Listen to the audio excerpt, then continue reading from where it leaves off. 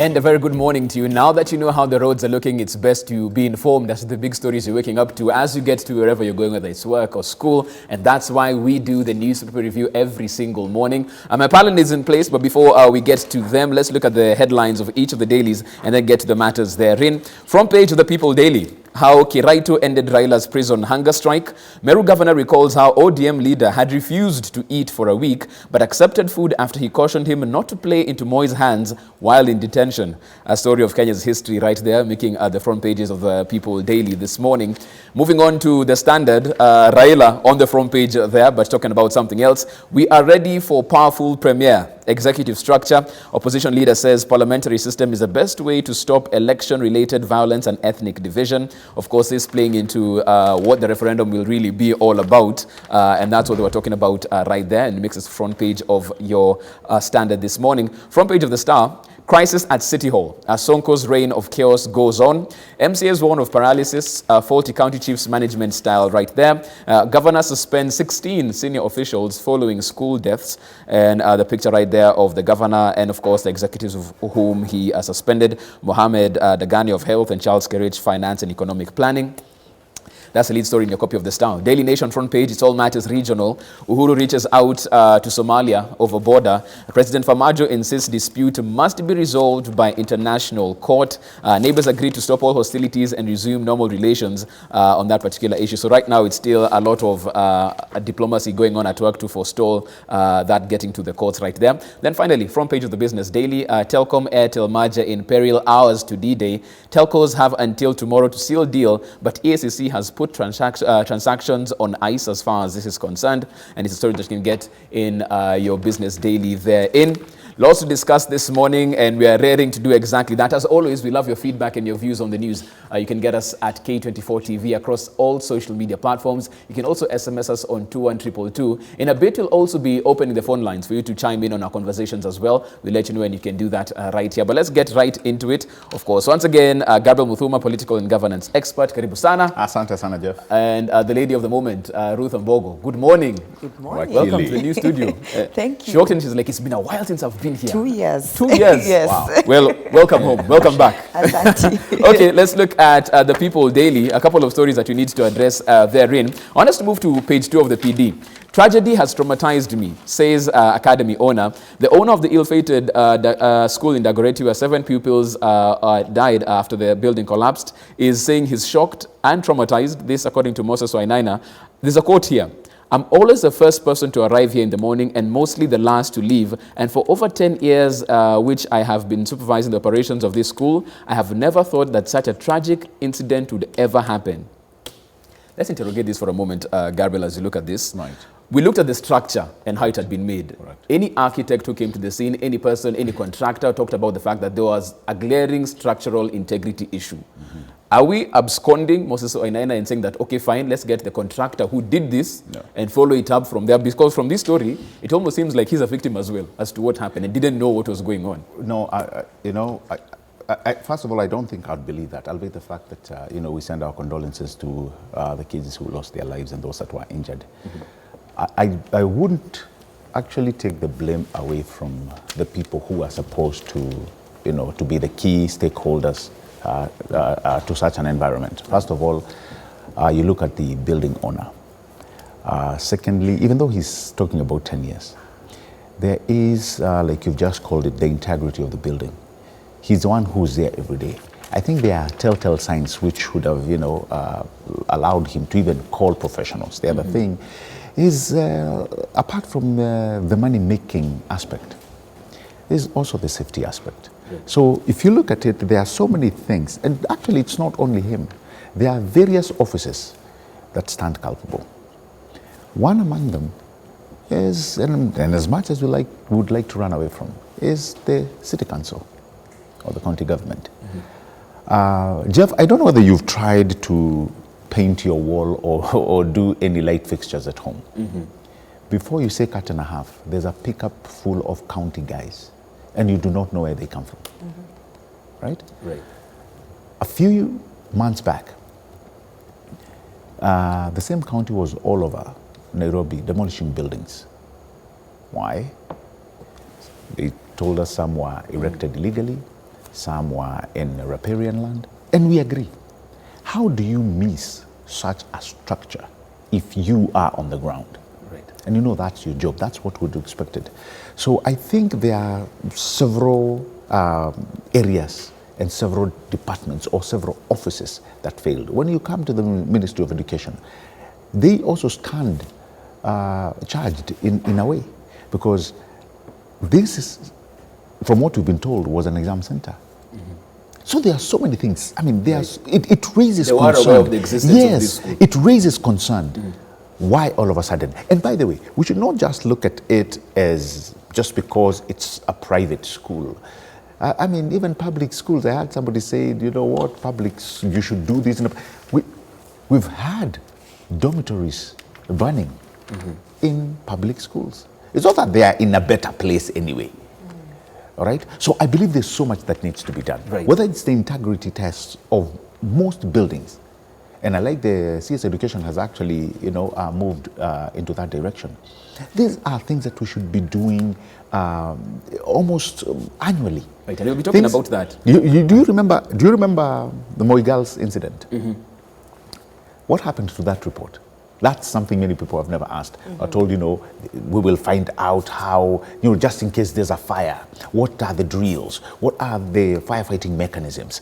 If you go to many schools today, they don't have that. Right. They've not. But go to any building or many private schools, you will find that they have a particular way where even students are taught, should a fire break out, or should there be an emergency, this is a place where you meet. I mean, they've been taught all these things. So, Jeff, I think as we go back into writing policies, we need to be educated that some of these buildings we must have whether it's a committee or whatever, we must come up with.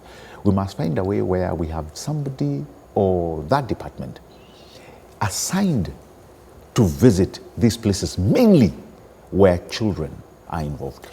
Ruth, I'll bring you in on this as well, because we're looking at a situation where we're saying he didn't build this structure by himself. He contracted somebody who came in, who we're assuming is a licensed professional, who has also gotten his licensing from a particular organization. Should we be going up that particular trail to see how far this goes in terms of bring your contractor, bring the documents that they were given, if this building was approved, who approved it, so you actually get the people culpable. As we talk about Moses and whether he knew about construction or not for the 10 years, we go through the contractor who put this up and the people who authorized this building to be put there.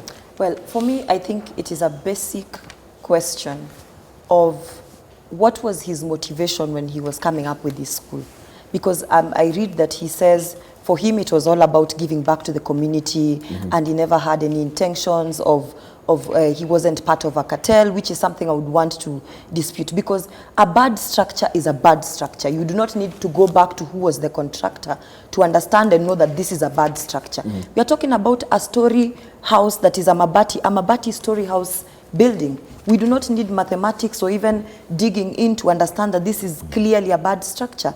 And for me, it boils down to the question of the kind of cartels that have now infiltrated the education system, which is very unfortunate, because we entrust the lives of our children with our schools. We entrust the lives of our children with the institutions that we take them to. Today morning, as I was leaving the house very early in the morning, at 4 a.m. as I was preparing, I could hear school buses coming into the estate. And so basically we are seeing schools completely disregarding laws that have been put in place. Because for me, I think this is clear disregard of laws. What this Wainaina guy is trying to tell us is he's trying to put himself in a position where, say for instance, I'm running a children's home and I'm telling myself that, I want to give back to the community.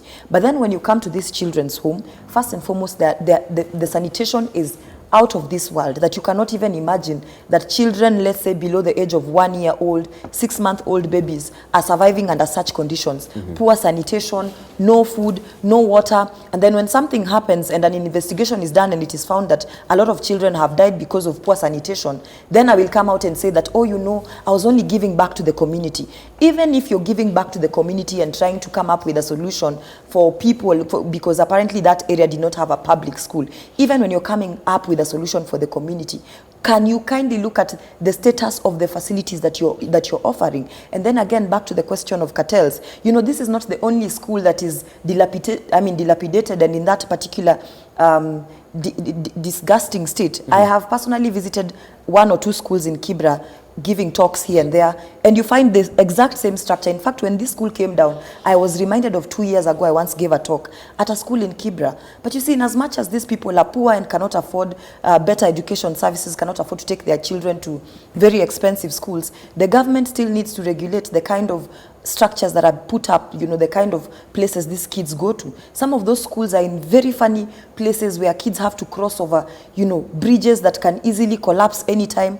What is the government doing about it? What is the Ministry of Education doing about it? Forget about structures. The other day we saw parents complaining on social media that the kind of books that schools are recommending for their children are books that are filled with vulgarities, books that even you as an adult would be ashamed and embarrassed to read. What is happening? Again, the issue of cartels, you know, people paying kickbacks to the the curriculum institute, the Institute of Curriculum Development, and getting their books, you know, put up for as set books in schools. So we really need to embrace integrity as a nation, because it is costing us. Look at these kids. I was particularly saddened by the story of the, you know, the top student who had the parents literally looked up to her to get over 430 marks and go to a national school. You know, lives and futures destroyed, because for these families, education is the only solution they have, and they understand that it is the only weapon to fight poverty. Now, when cartels and corruption infiltrates the education system, where do we stand as a nation? I want to say this man knew that the state of his school was pathetic, and there are people who have probably complained, maybe parents who had probably complained, and he probably never listened or took their complaints seriously. That kind of school, first of all, you saw the small compound within which it was located, and it was hosting over 600 students. Let's ask ourselves on this one. Are we saying that, because when you look at all of these factors, first of all, how the school was set up in terms of the physical structure itself, but also the fact that we are forgetting that when this accident happened, it was I think around 7. It wasn't even 8. Yes, When you look at the Basic Education Act, it's supposed to be from 8 when children are in school. They're supposed to be in school at 8. So it's a but you know, Jeff, if we are going to look at the timing, and I wouldn't want to think that, because if we are going to look at the timing in itself, then it would mean that disaster is time sensitive. Right? So it could have happened anytime. Not about even in terms of the timing, but in the sense that they shouldn't even have been there in the first place. So in terms of just going against the act, in terms of timing and all of that. Those are some of the rules and, let me say, regulations that are never followed. We can sit here and say, you know, probably disaster would not have come if these kids were not in class at that particular moment.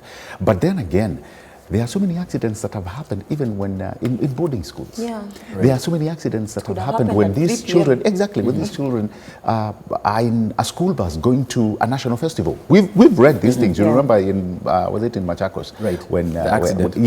And the driver was driving past past the allowed, you know, a time. Is it an enforcement issue we have with the ministry? I think it is. I think it is. And like Ruth is saying here, even when you look at the issue about the books, you know, you're starting to wonder who is mandated to be looking at this. I know there was a committee that was set by the previous CS. This committee there was this gentleman called Mike Eldon, and in that committee, all they were doing was they were supposed to vet books, the books that go to schools. So they had this committee. All they did was look at the books, whether they are good for consumption of the public, and all of a sudden that committee is no more. So you can't ask yourself, even if we have these committees, when they come out and give us guidelines, are those guidelines followed? Because really, before a book comes to the shelf, it should pass several stages of vetting. But like Ruth has actually alluded to it, it is actually true. You have so many cartels within the publishing sector. And it is actually crazy when they go to bed with ministry officials.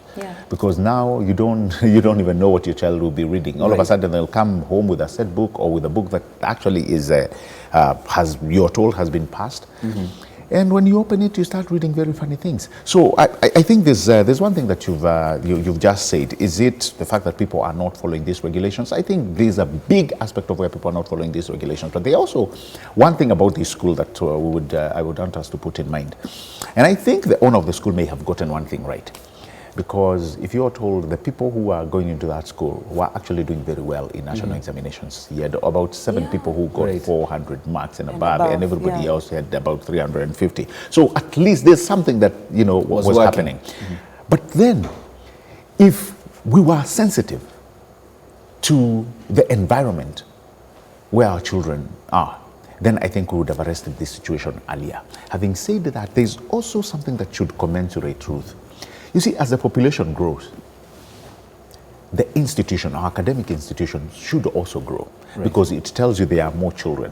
And if they will not grow, the fact that we read all the time that school land has been, grabbed, the fact that we hear institutions have not built libraries, the fact that we hear the last time a school in Nairobi was built was actually built in Kibra by Ken Okoth, you start wondering, the last school was built in the 80s. So how has the population been doing? And the population has been increasing.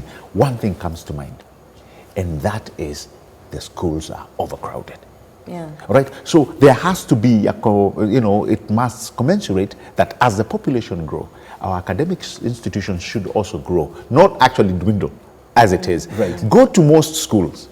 Go to most schools in Nairobi. Playgrounds, you'll never find them. Very taken. And then we still talk about getting young kids into sports. That is where they should begin. So it's a bigger issue. No. Let me tell you, it is a major issue than what we are reading. Most schools, forget the private, most schools, even the public schools, they are overcrowded. We take a break at that particular point in time. We want your say on this as well, because it's a story that's still developing. We're waiting to see what the DCI will bring out from its investigations as well. And also, who's going to be prosecuted for this? That's what we need to answer here as we talk about that as well. Tweet us at K24 TV. The SMS line is 21222. And we're back after the break. MPs want Gilo arrested for toxic anti-Muslim remarks. We talk about that. And also, of course, Sonko has decided to also weigh in as far as this is concerned. And he said he's going to take responsibility for what the county probably hadn't done with regard to this particular school. We talk about that and plenty more. This is your newspaper review. Good morning.